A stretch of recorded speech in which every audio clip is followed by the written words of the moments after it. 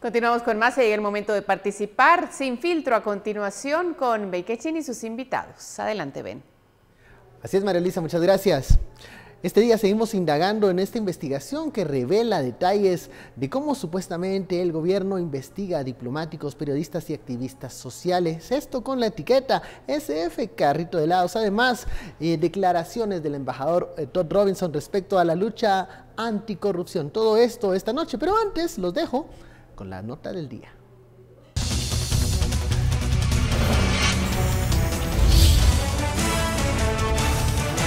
¿Usted es adicto a las redes sociales? Si todo el día publica fotos y ubicaciones donde se encuentra, tenga mucho cuidado. Lo podrían estar espiando. Expertos en seguridad en redes sociales y ciberespionaje expresaron sus conocimientos a Guatevisión. Cómo poder determinar que los están espiando o hackeando a sus cuentas. Yo recomiendo no utilizar la misma contraseña en todos los servicios. Ocurre que pensar en una contraseña es muy difícil, entonces la gente utiliza, una vez siempre consigue una contraseña que se cree es fuerte, la utilizamos para Facebook, para el correo, para chats y para todo. Entonces, el problema es que si alguien consigue adivinar esa contraseña, tiene acceso a todos los servicios que nosotros usemos. El profesional de ingeniería en sistemas de la unidad de cálculo afirma que todo aquel celular que la batería se descarga en menos de 2 horas, el teléfono podría estar siendo objeto de espionaje. La batería es una de las señales más fidedignas porque todos estos programas necesitan estar trabajando el 100% del tiempo. Entonces, al trabajar el programa el 100% del tiempo, está consumiendo el recurso del teléfono. Una de las mejores formas para que los gobiernos no sepan la vida de las personas es fácil, no publicar nada muy íntimo. Lo primero que es importante es tener conciencia de que todo lo que está en términos tecnológicos en la nube es susceptible de ser espiado, de ser visto por una tercera persona. Eso es lo primero que uno debe tener conciencia.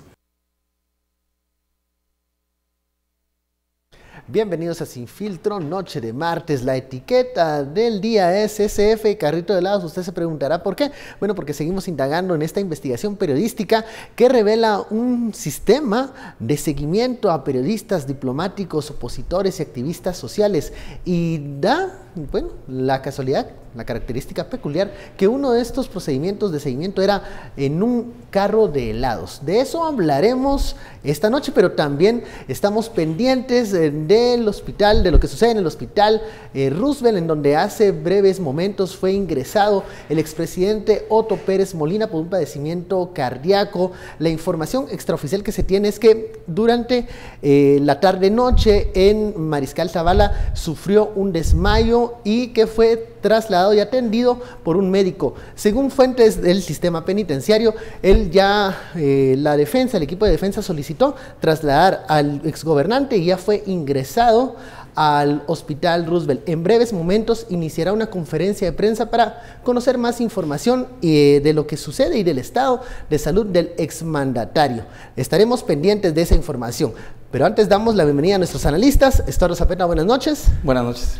Philip, muy buenas noches. Buenas noches, Ben. Comencemos con el primer tema, que es el seguimiento de esta investigación de nuestro diario sobre el espionaje o esta tarea de monitorear, dar seguimiento, fiscalizar a personajes que pueden resultarle incómodo a la administración. Ayer hablábamos que este equipo se compró durante la administración del Partido Patriota. Hoy se revelan detalles de cómo se hace este seguimiento y cuál es el análisis que debemos hacer de esa información. Philip. A ver, yo creo que la discusión que tuvieron ayer con Edgar y con Daniel, creo que sirvió para analizar el caso que reporta el matutino Nuestro Diario el día de ayer. Hoy hay una nota de seguimiento y entiendo que en los siguientes días pues también habrá más... Toda la semana va a ser. Toda la semana va a haber más seguimiento al caso. Yo quería tal vez empezar haciendo una reflexión más desde lo conceptual y entender dónde está el problema de lo que se reveló en la investigación de Nuestro Diario. El concepto de inteligencia.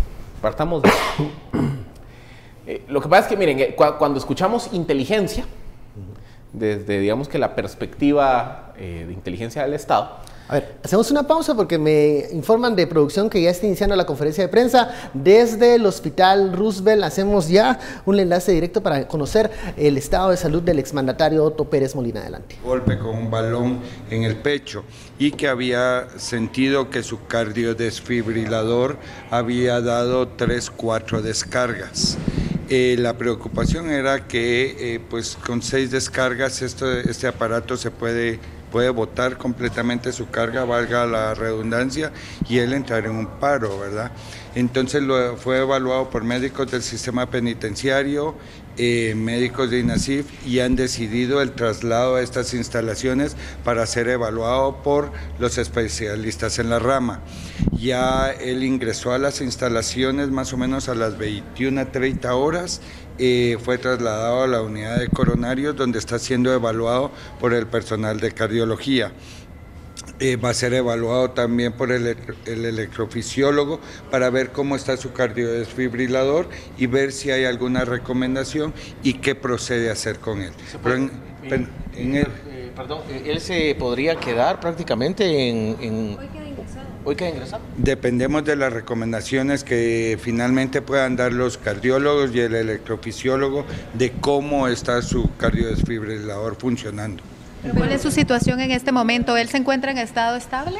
Él es estable, él está tranquilo, consciente, hablando, él mismo dio sus datos a los médicos en la evaluación final, él está tranquilito, como ustedes pudieron ver a su ingreso, él ingresó en una camilla, tranquilo, solo un poco de oxígeno por seguridad, y está ahorita en la unidad de coronarios. Él está estable. ¿Cuánto tiempo pueda tardar el proceso?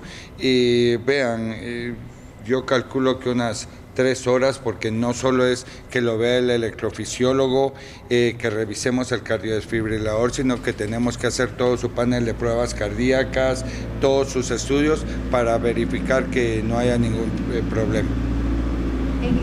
¿En qué momento se puede determinar finalmente si él necesita permanecer en un centro asistencial o si puede permanecer recluido dentro de la cárcel? Dependerá de todas las evaluaciones que se hagan y los resultados que estas evaluaciones disparen. ¿Aquí en el hospital se cuenta con todo el equipo necesario para que él reciba el tratamiento que necesita, ya que se mencionaba de ser necesario hacer una solicitud para trasladarlo al hospital militar? ¿Se cuenta con los insumos acá? Por el momento tenemos todo lo necesario y dependerá ya de las evaluaciones pertinentes. Si hay algo más que se pueda hacer, se hará, ¿verdad? Pero por el momento nosotros estamos haciendo todo lo necesario y sí contamos con el equipo que sea pertinente utilizar para establecer su diagnóstico y bienestar. Muchas gracias, director. A la orden, para servirles. Buenas noches. Esta es la información. Era el director del Hospital Roosevelt, el doctor Marco Antonio Barrientos. Él pues confirmaba el ingreso del exmandatario Otto Pérez Molina. Él confirma igualmente que está siendo atendido por especialistas del centro asistencial y que en este momento Otto Pérez Molina se encuentra estable. Está en un proceso de, le están haciendo diferentes exámenes, están revisando incluso el equipo cardiovascular que él tiene y es un proceso de 3 horas. Esta información está emanando directamente desde el Hospital Roosevelt. Ya habíamos hablado anteriormente con el abogado del expresidente. Ellos solicitan además que sea en la medida de lo posible trasladado a un centro privado o al hospital militar. Vamos a estar pendientes de lo que ocurra en ese lugar con nuestra compañera Carolina Leverón, que está encargada de esa cobertura. Regresamos, Philip, con el tema del día. Regresemos con el tema del día del carrito de helados. A ver, les decía que yo quería plantear una discusión un poco más conceptual para ver dónde viene el problema con lo que reveló la investigación de nuestro diario. Y les decía un poco, a ver, cuando analizamos el concepto de inteligencia de Estado, pero es que cuando escuchamos la palabra inteligencia, se nos viene a la mente 2 ideas. Digamos que la idea histórica y la idea Hollywood. Los orejas, no sé en cuál de las dos están. La idea histórica, cuando escuchamos inteligencia de Estado, en América Latina en general, no solo en Guatemala, pensamos en represión, violaciones a los derechos humanos, conflictos armados, desapariciones, es decir, muchas de las transgresiones que se hicieron por parte de los aparatos de inteligencia en varios países, no solo aquí, esto ocurrió prácticamente en todo el continente. contra aquellas personas que eran consideradas como amenazas al régimen, a la estabilidad del Estado, que eran subversivos, etcétera, etcétera. El otro concepto yo le llamo el concepto hollywoodesco, que el concepto hollywoodesco es la idea, piensen en las películas de James Bond, de Bourne, etcétera, etcétera, que es inteligencia entendida como espionaje, como orejas. Esa idea entra en el carrito de helados, ¿no? Pero es que aquí leíamos la investigación hoy del matutino. Pero ¿a dónde quiero llegar? La inteligencia no es ni A ni B, no es ni represión ni espionaje. La inteligencia, en su verdadero concepto, es un proceso. Es un proceso de recolección, procesamiento, análisis y difusión de la información. O sea, la inteligencia es un proceso que se utiliza para recabar, procesar y analizar información para la toma de decisiones. O sea, la inteligencia es una metodología de análisis. Pues que esa metodología la utilizan los ejércitos para conocer, digamos, o para procesar la información de combate. Los estados para obtener información respecto de las amenazas a la seguridad del Estado. Las fuerzas de seguridad para obtener y procesar información respecto de amenazas a la seguridad. Pero hay un elemento más, que es la evolución del concepto de seguridad, porque la inteligencia asociada al Estado es un proceso de darle información al Estado para que el Estado pueda tomar mejores decisiones. ¿Cómo evoluciona este concepto? Pero ¿cómo ha evolucionado la seguridad del Estado? Hay básicamente dos conceptos. Durante el siglo XX imperó lo que se denominó la doctrina de la seguridad nacional, que básicamente lo que decía es que se debía de cuidar al Estado. O sea, la seguridad del Estado era un fin en sí mismo. Entonces, por ende, las fuerzas de seguridad, las fuerzas de defensa, la inteligencia, estaba encaminada a prevenir amenazas al Estado. Entonces, una persona que era subversiva, que tenía un discurso antisistema o un discurso, digamos que antiautoridades, encajaba en el concepto de amenazas y, por ende, la inteligencia no era nada más que el proceso para recabar información de esa persona.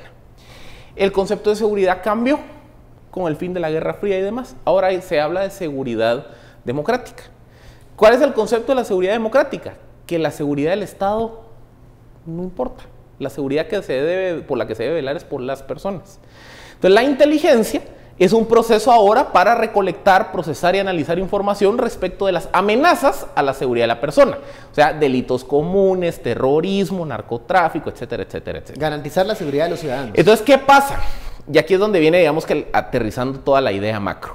Lo que revela nuestro diario es la utilización de la metodología de inteligencia aplicada bajo la lógica represiva del siglo XX, que es la inteligencia para seguir a opositores políticos, la inteligencia para seguir a periodistas, la inteligencia para obtener información. ¿Como una amenaza en contra del Estado o contra quienes están en ese momento? Porque otra vez, digamos que ahí es donde se ve, digamos, la concepción anacrónica de quienes ordenaron estos procesos de vigilancia. Porque todavía decían, es que un periodista como Luis Felipe Valenzuela, que se conoció, que era de los vigilados, él atenta contra la posible seguridad del Estado porque sus entrevistas son muy polémicas. Entonces hay que saber en qué está él. Ninette Montenegro es una diputada que constantemente está denunciando casos de corrupción del Congreso. Ella atenta contra la seguridad del Estado. Es una concepción anacrónica. O sea, esa concepción de la inteligencia se murió en el siglo XX. Antes de la Guerra Fría. Mire, se murió en 1989. Entonces, honestamente, es bien patético que en pleno 2015 fue este caso, 2018, estemos hablando de que hay personas que se quedaron con esos sueños húmedos de la segunda mitad del siglo XX. Cuando hoy, por ejemplo, la inteligencia es utilizada para proteger a las personas, no para seguirlas. Incluso. Bueno, vamos a la primera pausa y luego le toca la palabra a Estuardo Zapetas, que nos va a hablar de ese carrito de helados y de lo que piensa de este seguimiento que se está dando. Entonces son sueños fríos, ya no son húmedos. A diversos vamos a hablar de los sueños fríos, televidentes, de la vida pública. Sueños húmedos. Nos han arruinado la idea del carrito de helados con esto, ¿eh? Volvemos luego de la pausa. Y continuamos analizando la investigación de los supuestos seguimientos a opositores del gobierno.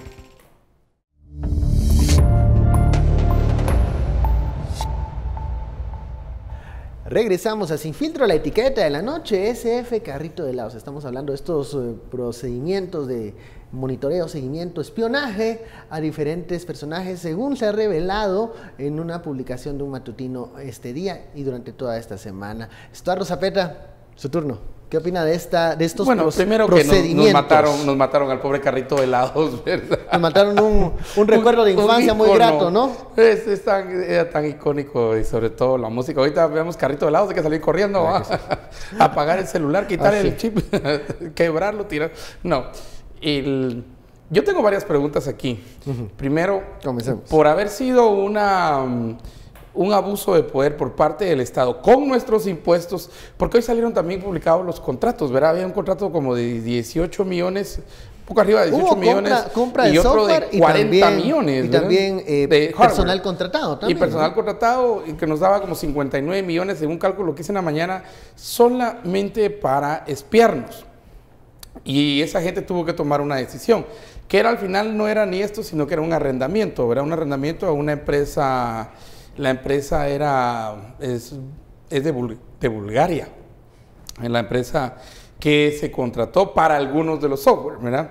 Y segundo, si estas personas van a pagar, está tipificado ese delito en nuestro Código Penal y cuáles serían los castigos, porque esa sería mi segunda pregunta. Todavía yo estuve preguntando desde ayer y hoy si eso está tipificado y en realidad, más que las intercepciones que dice la Constitución, todavía nos hace falta avanzar precisamente en estos términos. Nos hace falta avanzar en un mundo en el cual estamos en cuarta revolución industrial ya, con inteligencia artificial, esos grandes temas. Entonces, tenés razón en términos de decir, parece bien arcaico, bien anacrónico hacer eso en 2015, cuando ya inteligencia artificial es dominante, pero al mismo tiempo para mí, lo importante es si la gente que lo hizo va a pagar las consecuencias de haberlo hecho por haber utilizado el poder contra nosotros los ciudadanos, y segundo, y el dinero,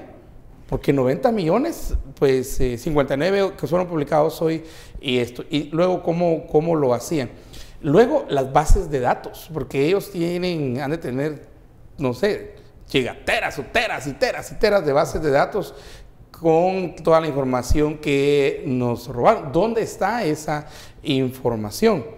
Y para mí un cuarto punto fundamental aquí es también, y tengo que decirlo, la seguridad de los periodistas de este reportaje, que es Angelito y Coralia, ¿verdad? Coralia, así es. Ellos, grandes periodistas guatemaltecos, mi admiración enorme, ¿verdad?, por lo que están haciendo, por mostrarnos el poder que tiene el Estado cuando lo dejamos actuar y cómo coarta nuestra libertad y cómo coarta también nuestra privacidad. El Estado está para proteger nuestra privacidad, no para atacarla ni invadirla. Ese es un principio que sí tenemos que aprender. Entonces, también la seguridad de estos periodistas es fundamental. Aparte de todos los que estaban persiguiendo, diplomáticos, empresarios y todo.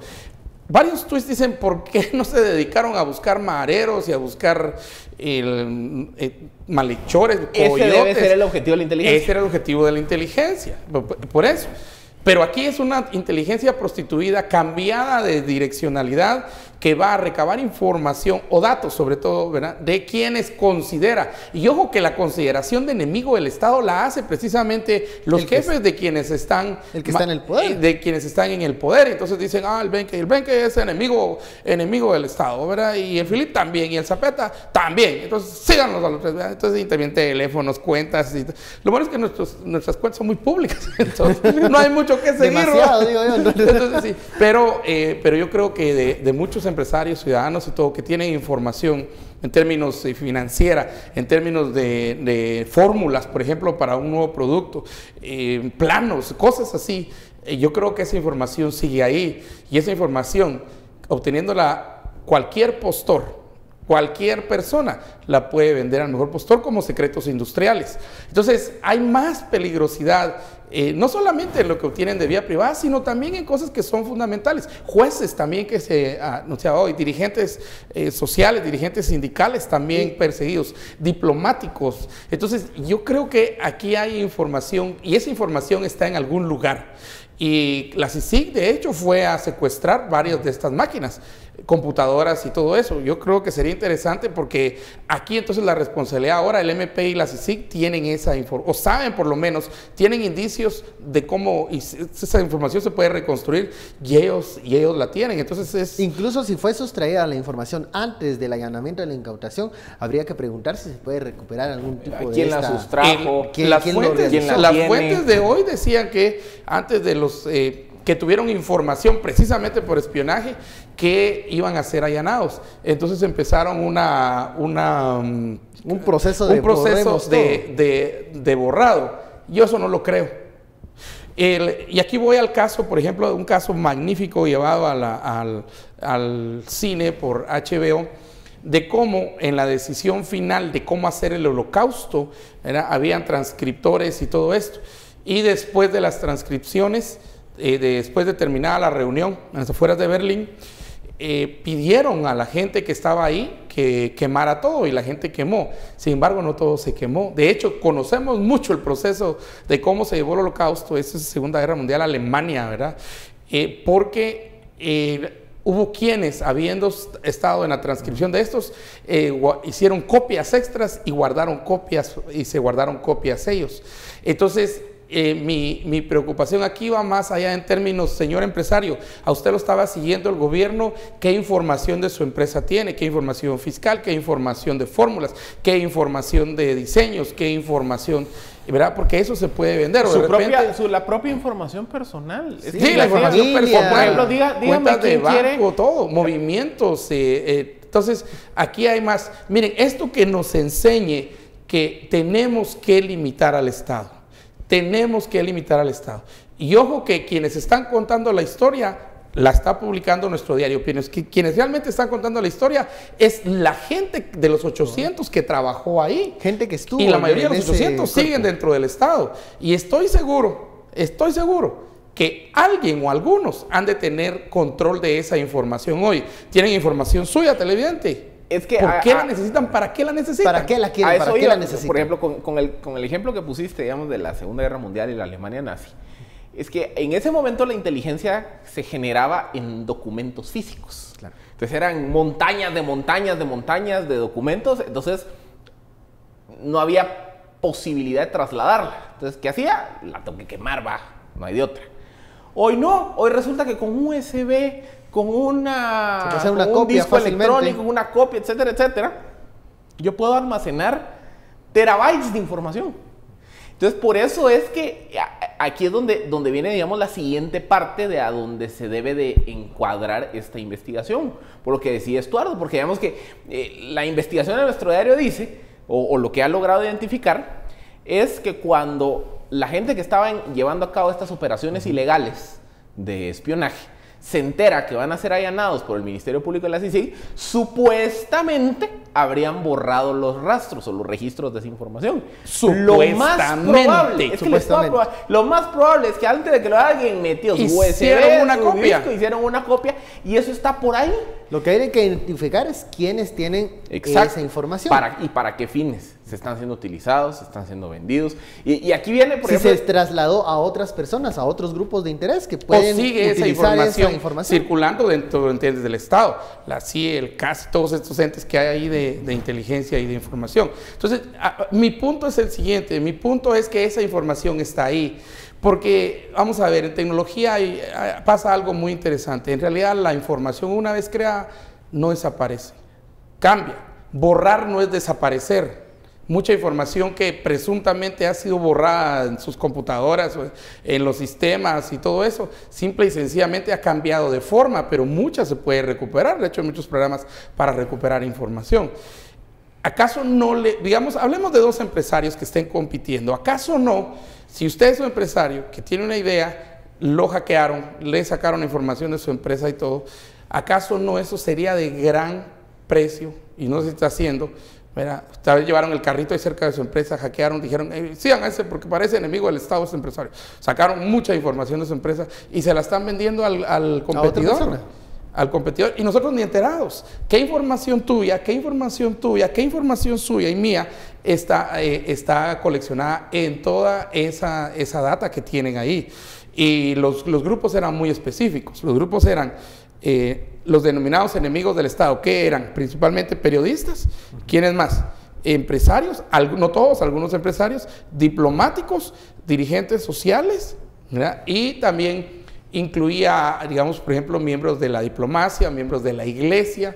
Entonces, algún personaje que tuviera relevancia, sí, o que fuera de relevancia, de interés. Pero, miren, aquí fue haberle abierto la puerta, haber quitado la talanquera a la caballada, y la caballada salió y coleccionó todo lo que pudo. Bajo la lógica, esto nos puede servir, esto nos puede servir. Y en el proceso primero de inteligencia que hablabas, en realidad no hay criterio, no hay una forma de discernir. Por eso cuando el MP y la CICIG van a secuestran todo.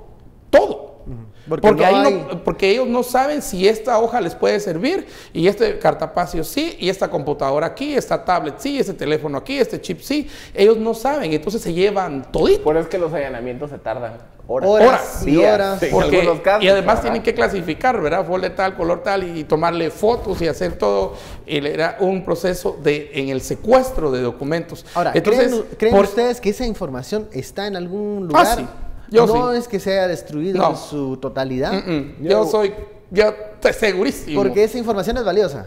Si se recolectó, de hecho, la única forma en que tenía de defenderse estos que estaban metidos en el espionaje es precisamente teniendo la información.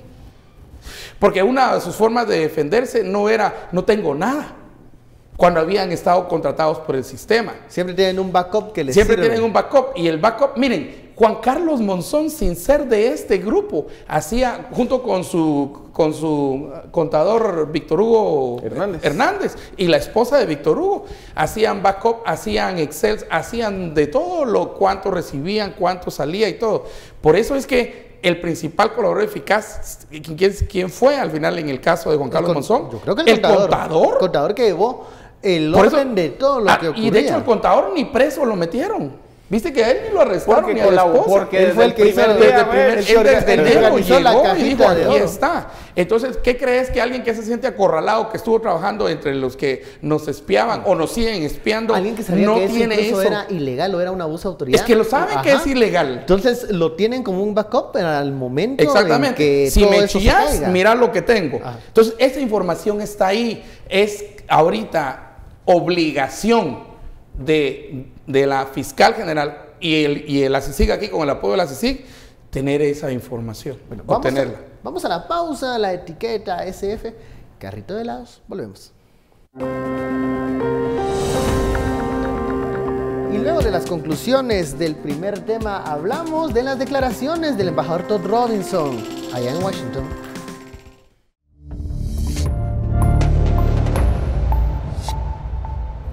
Regresamos a Sin Filtro, la etiqueta de la noche SF, carrito de helados. Y bueno, vamos a las conclusiones de este primer tema. Comenzamos con Philip Chicola. ¿Qué nos dice esta segunda entrega de la investigación o espionaje en contra de diferentes personajes? Es que, vean, por eso al haber perfilado, digamos, quiénes fueron las víctimas de este espionaje, que básicamente te dice que buscaban tal vez el objetivo que tenían. Eran enemigos políticos del régimen. O sea, eran personajes que el régimen había identificado como riesgosos para sus intereses. Y otra vez, esa es la lógica de 1950. Cuando decís enemigo político del régimen se escucha muy arcaico ese término. Es que eso es como les digo, esa es una idea de hace 70 años. Es que de verdad aquí en Guatemala hay gente que vive en una cápsula del tiempo en 1952. Y lo vemos en todo sentido, en discurso, posiciones, actuaciones, pensamientos y este tipo de actuaciones. O sea, de entender la inteligencia como un proceso para espiar a quienes considera como enemigos del régimen. Que no se entienda que nosotros estamos en contra de que el Estado tenga inteligencia. No, al contrario. Debe existir. La inteligencia debe de existir. Por ejemplo, casos paradigmáticos en los que se debe de utilizar la inteligencia. Todos estamos más que claro que el fenómeno de las extorsiones, de las pandillas, del narcotráfico, del sicariato, son amenazas a la seguridad de las personas. Es que ahí empieza la primera distinción. Si yo sé que la extorsión es una amenaza a la seguridad de las personas, entonces los servicios de inteligencia del Estado se deben dedicar a generar inteligencia, o sea, obtener, procesar y analizar información sobre esas estructuras que están afectando la vida y la propiedad de las personas. Entonces la inteligencia se debe encaminar a darle al Estado las herramientas para atacar las amenazas a las personas. La lógica de lo que se hizo con los carritos de helados era obtener información, procesarla y analizarla sobre personas que se consideraban que eran riesgosas para el régimen. O sea, ahí es donde ustedes se dan cuenta que son cosas completamente diferentes. ¿Saben? El Estado tiene que tener inteligencia para combatir amenazas a la seguridad de las personas. Cuando usa esa inteligencia para empezar a perseguir a personas que le resultan incómodas, ahí no solo es un proceso arcaico, sino que es ilegal. Y eso es lo grave de lo que se está reportando ahora en estas notas de nuestro diario. ¿Saben dónde se debería de ir a parquear el carrito de helados? Allá por el preventivo, las cárceles, donde emanan todas esas órdenes de extorsiones, de secuestro y sicariato. Allí debería estar el carrito de helados todo el día, porque tendríamos muy buena información. Y a otros lugares. Estuardo, la conclusión de este primer tema.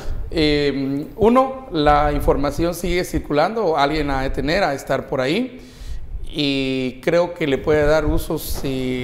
Primero, creo que la está guardando para protección personal.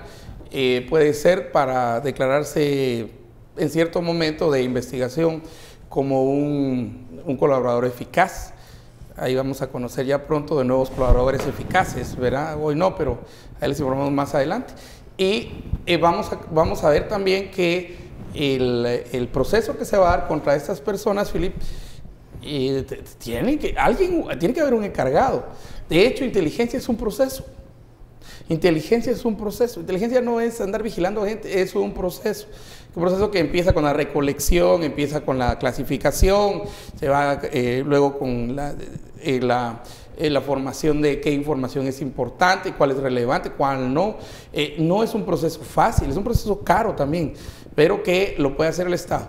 Y lo otro es que todo eso se hizo porque si hubiese sido de manera legal, con orden de juez, ellos no tenían orden de juez ni nada para estar interviniendo en tu teléfono, ni tus redes, ni tu casa, ni tu vida, ni estarte persiguiendo.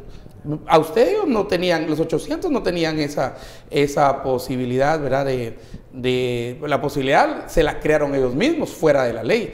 Por eso es que yo insisto, que cuántos de estos van a parar, por lo menos siendo investigados por el MP y la CICIG.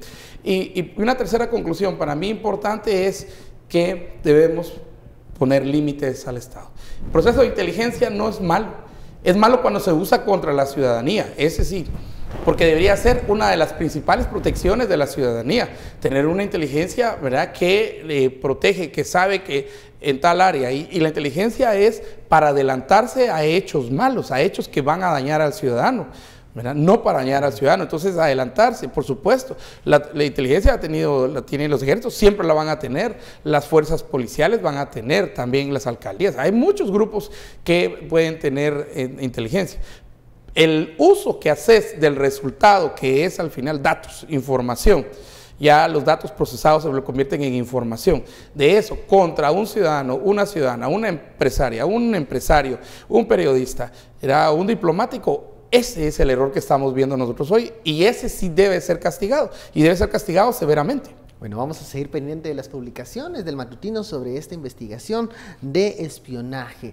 Pasamos al segundo tema de la noche, tiene que ver con una de las personas que salió hoy, que ha sido monitoreada por estos artefactos. Hablamos del embajador Todd Robinson.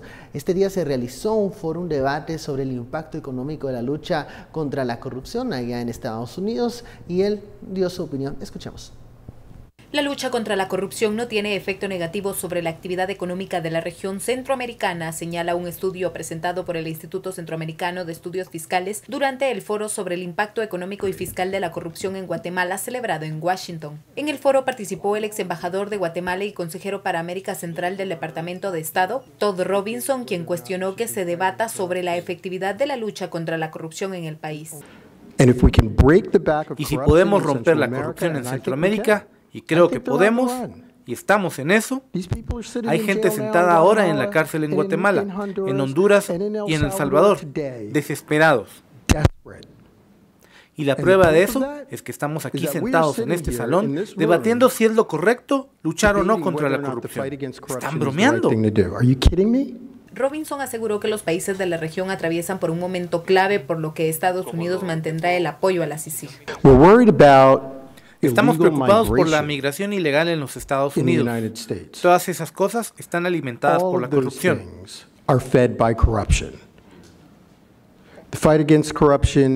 Pelear contra la corrupción es todo en América Central. Es todo. Si podemos quebrar la corrupción en Centroamérica, el juego va a cambiar. Los guatemaltecos no quieren venir a los Estados Unidos. Tienen que venir, porque no hay trabajos en Guatemala, no hay inversión, o en Honduras, o El Salvador.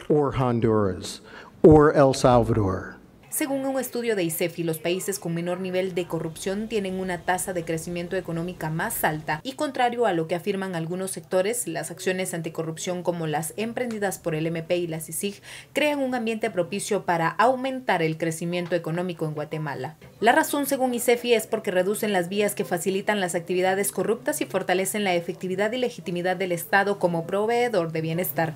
Por una Guatemala en paz, Carolina Leverón y José Gutiérrez. Eran las declaraciones del embajador Robinson en Estados Unidos. Dice en una parte, ¿are you kidding me? O están bromeando de que estemos discutiendo si es conveniente o no la lucha contra la corrupción. Es un mensaje nuevamente muy al estilo del embajador Robinson de lo que opina de la lucha contra la corrupción, sobre todo, no solo en Guatemala, sino a nivel del Triángulo Norte, de la región. ¿Cómo tomamos estas palabras? Nuevamente se reitera el mensaje del norte, se llevó una discusión sobre el impacto económico, un debate que se está teniendo en Guatemala, porque hay quienes piensan que la economía va mal, por esta lucha contra la corrupción, otros que dicen que son otros factores los que están desalentando la economía, que eso es una realidad. Philip. Bien, lo hemos dicho hasta la saciedad.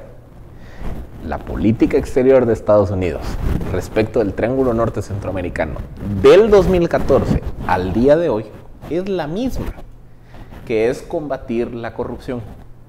Y por ello buscan aliados. CICIG, Ministerio Público en Guatemala, Maxi, la Fiscalía en Honduras y esta, digamos, unidad especial de la Fiscalía salvadoreña, que es una CICIG solo que nacional.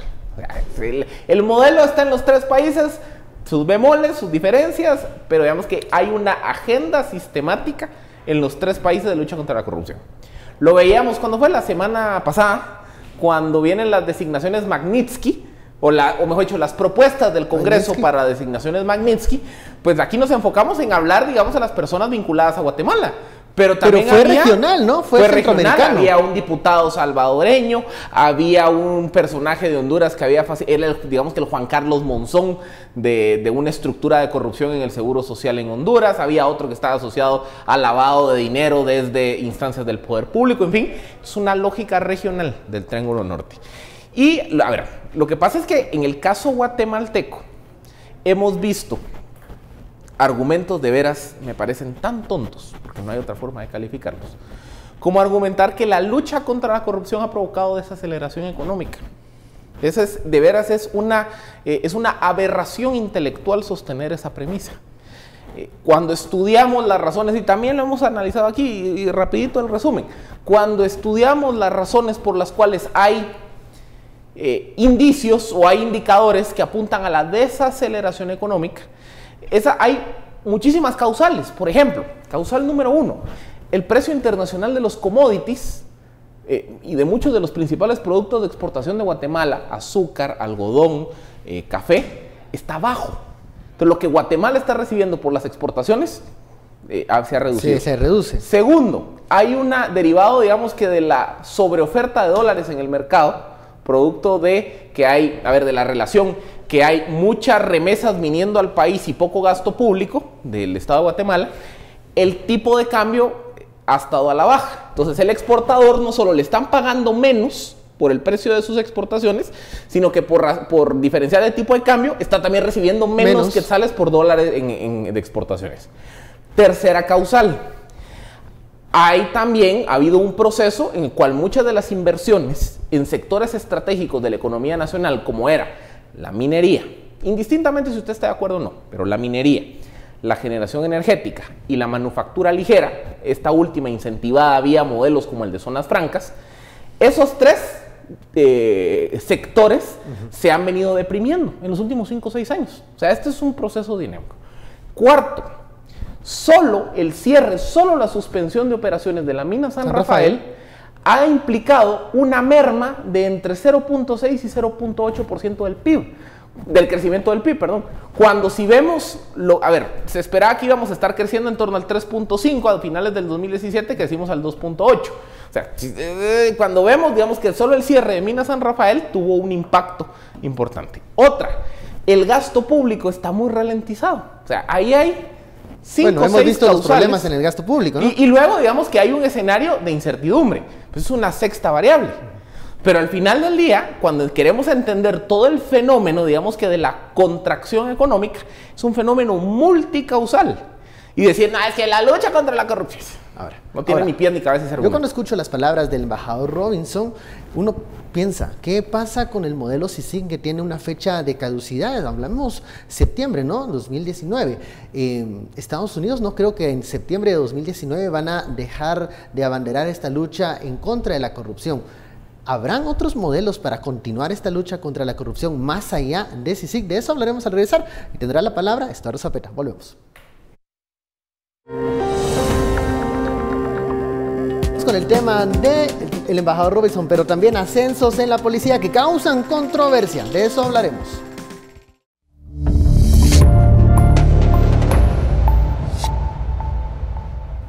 Regresamos a Sin Filtro, gracias por su sintonía. La etiqueta de la noche, SF, carritos de helado, será la etiqueta de nuestro primer tema. Pero estamos con el segundo, que son las declaraciones del embajador Robinson. Y también ver modelos más allá de CICIG. Vemos que Estados Unidos reafirma su postura de encabezar y liderar esta lucha contra la corrupción. Ser uno de los principales, apoyos en esta lucha aquí en Guatemala. Estuardo, ¿qué puede pasar más allá de las declaraciones de Todd Robinson que vemos mantiene la línea de lo que había expresado hace unas semanas cuando se estrenaba en este puesto en la Secretaría de Estado? ¿Hay más caminos más allá de CICIG? Más fuertes incluso. Creo que Todd Robinson está defendiendo su experimento y el experimento de Estados Unidos, que es la CICIG. Un experimento a propósito que no ha dado los resultados que esperaban. Y porque sí esperaban resultados más contundentes, ¿verdad? En la lucha contra la corrupción en Guatemala, como ejemplo para entonces replicarlo en Honduras y El Salvador, ¿verdad? En El Salvador, pues una comisión, en Honduras algo más, digamos, más raleado, hay una CICIG, dependiendo de OEA. OEA pues no tiene mucha credibilidad y entonces esto creo que sí tiene que llevar a modelos diferentes. Creo que el modelo que se está intentando ahora a mí me parece muy interesante y es paralelo al modelo CICIG, fortalecer fiscalías directamente desde Estados Unidos, pero ya no a través de CICIG, sino directamente dentro del Ministerio Público de Guatemala.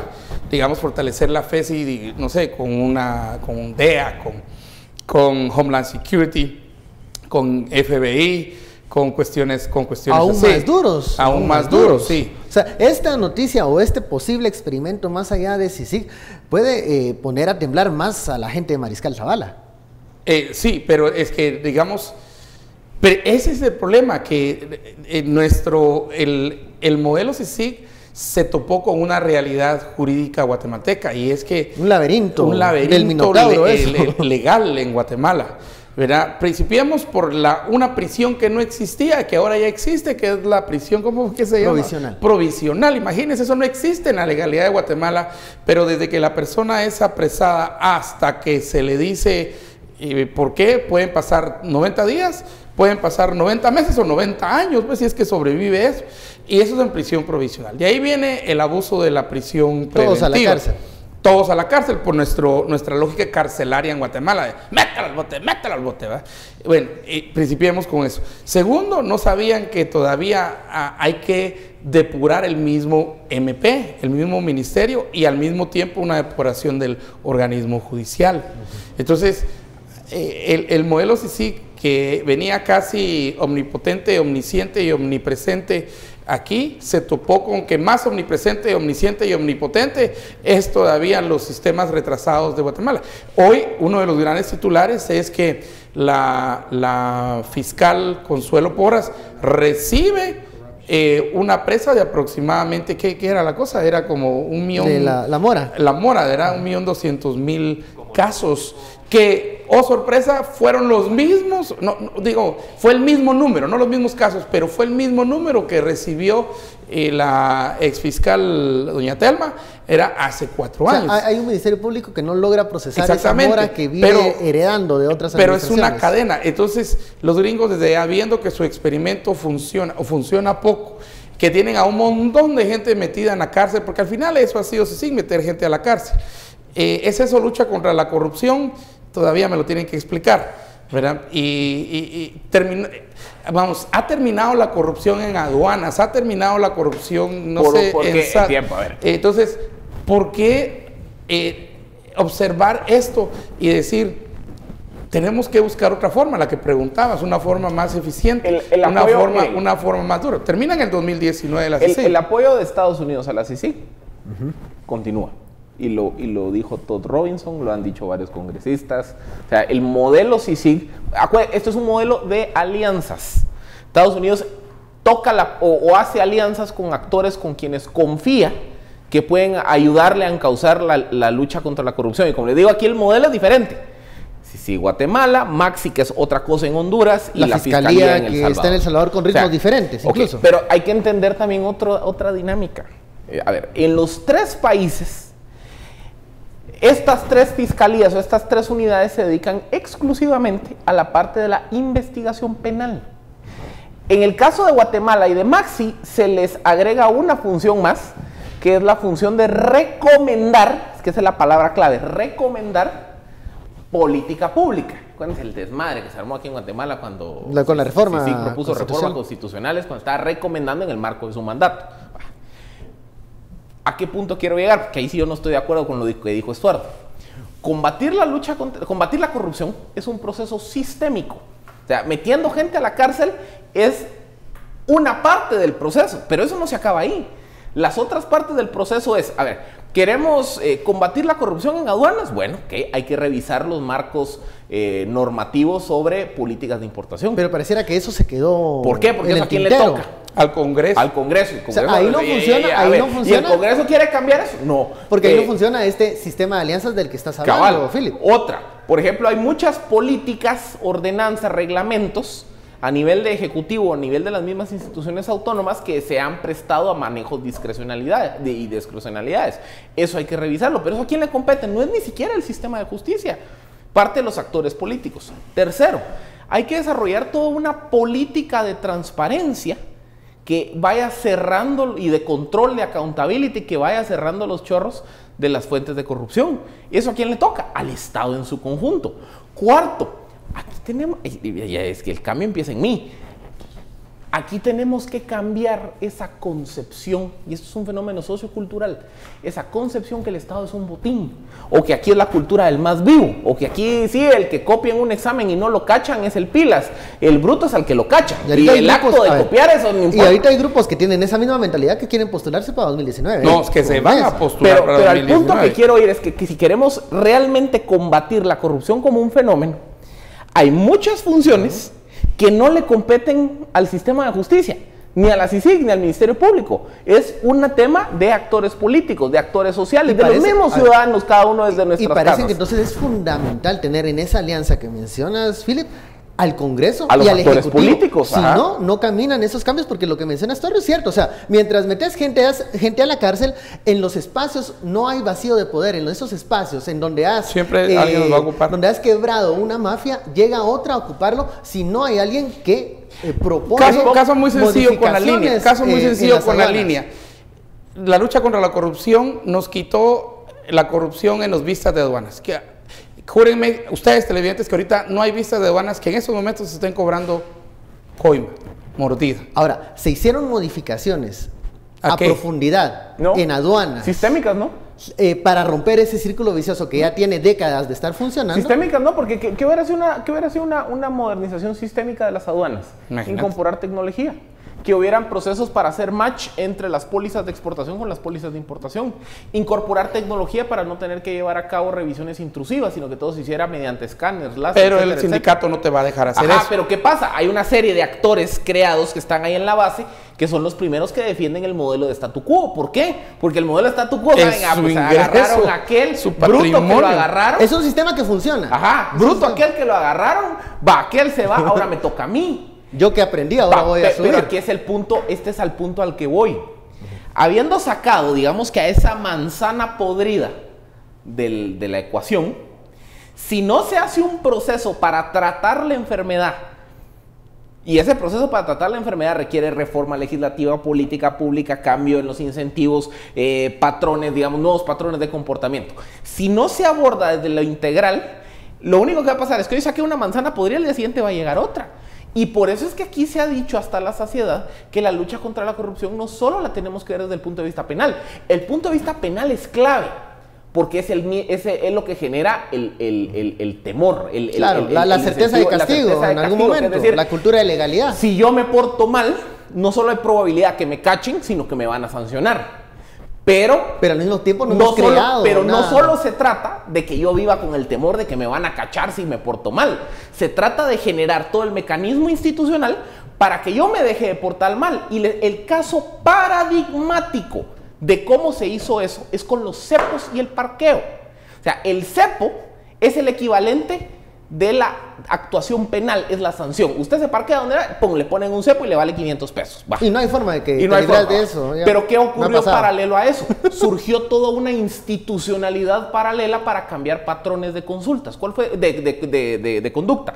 ¿Cuál fue toda esa institucionalidad paralela? A partir del día que resultó que yo no me puedo parquear donde se me dé la gana porque me van a sancionar, empezaron a proliferar los parqueos. Surgió un sistema de señales. Yo sé, por ejemplo, que donde hay línea roja no me puedo parquear. Y una cosa, o sea, tampoco había posibilidad de darle mordida a un agente porque incluso él tenía un incentivo de colocar cierto número de cepos. Se estableció el sistema de parquímetro, es decir, surgieron toda una serie de cambios procedimentales. Conclusiones. Y el último temita, entre el miedo que me pongan cepo, todo este cambio procedimental, incentivos, normas, instituciones, que se adaptan precisamente a ese miedo al castigo, se genera un tercer efecto, que es un cambio de cultura o de patrones de comportamiento. Pero eso es lo último. Yo ya sé que si me parqueo en una línea roja, me va a ir mal. Pero no tenés que tener un castigo. Entonces, ¿qué pasa? Y actores políticos que motivan ese cambio. Exacto. Entonces, lo mismo, y eso no lo tenemos el mismo ahorita. fenómeno, el mismo proceso evolutivo tiene que ocurrir con la corrupción macro. El cepo, digamos que la persecución penal es la primera fase, pero si yo no cambio todo el modelo normativo, político, incentivo, no se va a llegar al tercer punto, que es el cambio de patrones de conducta. Voy a poner una sanción, te quito la palabra porque ya se nos va el tiempo. Muchísimas gracias, Estuardo. Philip, información de último momento, según el abogado del expresidente Otto Pérez Molina, ya se solicitó el traslado al hospital militar y esta noche sería trasladado si se aprueba esta solicitud que hace el equipo legal. Ahí estaba. Hasta el 31 de julio, que fue correcto, hace como unas par de semanas a Mariscal Zavala. Bueno, vámonos con la señora de la noticia, María Elisa Gómez. Gracias, Benkei, gracias, Philip y Estuardo, por ese análisis sin filtro. Mañana los esperamos, por supuesto, en esta tercera emisión de Noticiero Guatevisión. Antes de irnos, queremos comentarle una importante noticia, destacada y curiosa además. Una ballena de 18 metros de la especie conocida como rorcual de aleta o rorcual común fue rescatada tras quedar varada en el Caribe mexicano. Mire usted. Bueno, y con estas imágenes terminamos esta tercera emisión de Noticiero Guatevisión. Agradecemos su sintonía, como lo hacemos todas las noches, y por supuesto lo invitamos a que nos acompañe mañana desde las 9 en punto. Esperamos que descanse. Nos vemos pronto.